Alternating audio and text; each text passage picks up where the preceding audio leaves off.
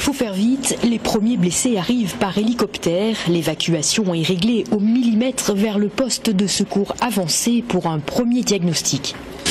Moi, le patient que j'ai, c'est une hypothermie sévère. Donc, il va falloir qu'on le réchauffe au maximum et surtout, il y a des gros risques cardiaques pour eux quand on va les mobiliser, tout ça. Donc, c'est pour ça qu'on fait des prises en charge médicales. 30 passagers plus les membres de l'équipage étaient à bord de cet avion. Au départ de Marseille, ils devaient rallier Palma de Majorque. Le trajet s'est arrêté en mer à 48 km des côtes. Un important dispositif est déployé. Nous avons mis en place le premier échelon du plan Orsec-Novi, soit une cinquantaine de personnes et une quinzaine de véhicules. Le plan Orsec-Novi est déclenché dans toutes les situations où on se retrouve confronté à plus de 10 victimes. 4 hélicoptères de 3 nationalités différentes ont effectué des rotations pour ramener au plus vite les blessés légers, les plus graves étant transportés directement vers les hôpitaux de la région. On a affaire à des vrais professionnels du sauvetage en mer et des vrais professionnels de la prise en charge de naufragés à terre.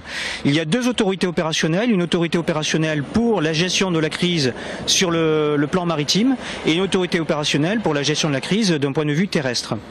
Le but de cet exercice, entraîner les hommes à ce type d'événement. Dans l'année, une dizaine d'opérations similaires ont lieu.